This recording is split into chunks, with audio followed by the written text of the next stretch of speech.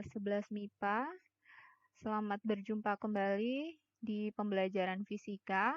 Pada pertemuan kali ini, kita akan membahas materi tentang momentum sudut dan energi kinetik rotasi.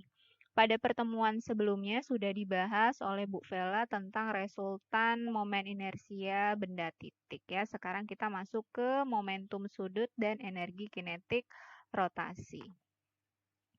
Tujuannya itu nanti kalian mampu menerapkan persamaan momentum sudut dan energi kinetik rotasi untuk menyelesaikan permasalahan. Jadi fokus ya tentang momentum sudut dan energi kinetik rotasi. Ketika nanti mempelajari momentum sudut, ada dua hal yang kalian pelajari. Ada momentum sudut dasar, ada juga hukum kekekalan momentum sudut ya. Kita mulai dari definisi momentum sudut terlebih dahulu ya. Momentum sudut itu merupakan tingkat kemampuan berhenti dari suatu benda yang tengah bergerak rotasi. Jadi benda itu gampang berhenti atau tidaknya itu bergantung pada nilai momentum sudut ya. Momentum sudut ini dipengaruhi oleh besar kecilnya nilai momen inersia dan besar kecilnya kecepatan sudutnya. Ya, momen inersia yang kita ambil nanti, yang kita gunakan nanti adalah momen inersia benda-benda tegar yang kita pelajari di pembahasan awal momen inersia. Macam ada bola berongga, bola pejal, silinder pejal, yang berputar bisa pada pusat masanya ataupun di bukan pusat masanya. Kalau kecepatan sudut, kita dulu sempat pelajari di kelas 10 kalau nggak salah ya.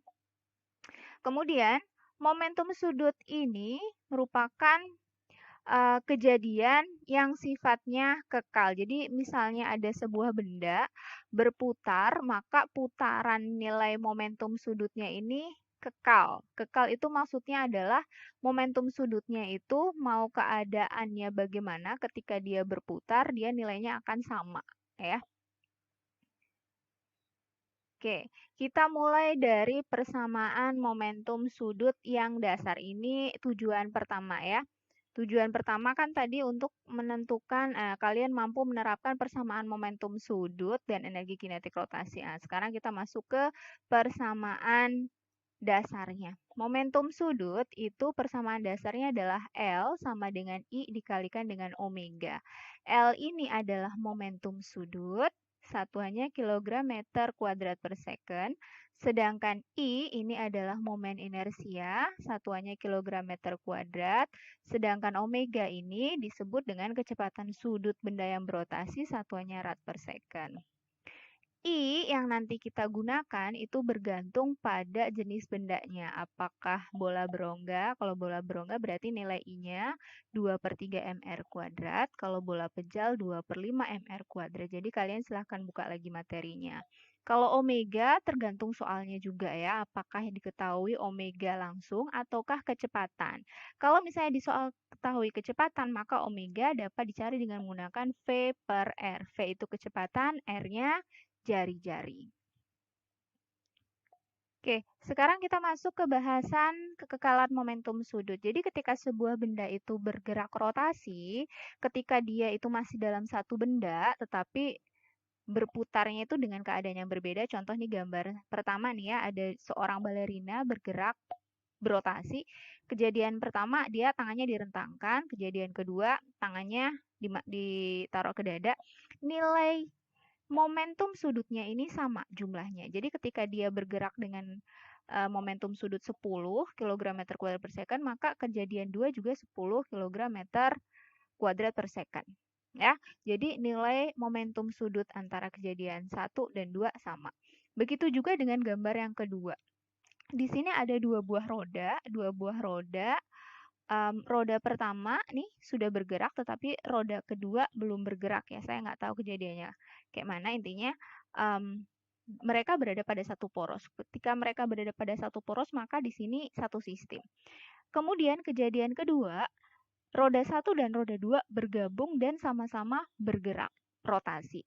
Nah, ketika mereka berada dalam satu sistem, maka momentum sudut sebelum dan momentum sudut sesudah, maka nilainya harus sama. Ya, sigma L sebelum harus sama nilainya dengan sigma L sesudah. Kenapa sigma L? Kalau untuk gambar nomor 1 mungkin nggak perlu sigma ya, karena cukup L sebelum sama dengan L sesudah. Karena di sini momen inersianya cuma dipengaruhi oleh satu orang saja, satu massa saja ya. Tapi untuk kejadian yang kedua, karena di sini ada dua massa, maka di sini butuh yang namanya sigma. Karena inersianya itu ada dua. Ada inersia benda pertama, ada inersia benda kedua gitu ya. Jadi beda L-nya antara L1 dan L2, tetapi secara sistem sigma L sebelum harus sama dengan sigma L sesudah. Jadi kenapa bentuknya seperti ini, rumusnya menjadi terjabarkan seperti ini bergantung pada sistem yang bekerja. Rumus umumnya adalah sigma L sebelum sama dengan sigma L sesudah. Apabila sigma L sebelum itu hanya ada satu benda, maka dia cukup I omega sebelum sama dengan I omega sesudah. Tetapi ketika sistemnya itu ada beberapa benda, semacam gambar nomor 2, maka di sini gambar nomor 2 ini kan ada dua benda ya, maka di sini adalah IA IB omega A omega B. Sama dengan ini kejadian sebelum sama dengan IA IB omega A, omega B kejadian sesudah gitu ya. Kita melihat sistemnya ini ada berapa buah. Sekarang kita masuk ke materi energi kinetik rotasi. Tadi sudah momentum sudut ya. Momentum sudut L sama dengan I omega. Hukum kekekalan energinya L sebelum sama dengan L sesudah. Sekarang kita masuk ke energi kinetik rotasi, di mana definisinya adalah energi yang dimiliki oleh suatu benda yang bergerak rotasi. Kalau energi yang dimiliki oleh benda bergerak translasi, itu namanya energi kinetik biasa.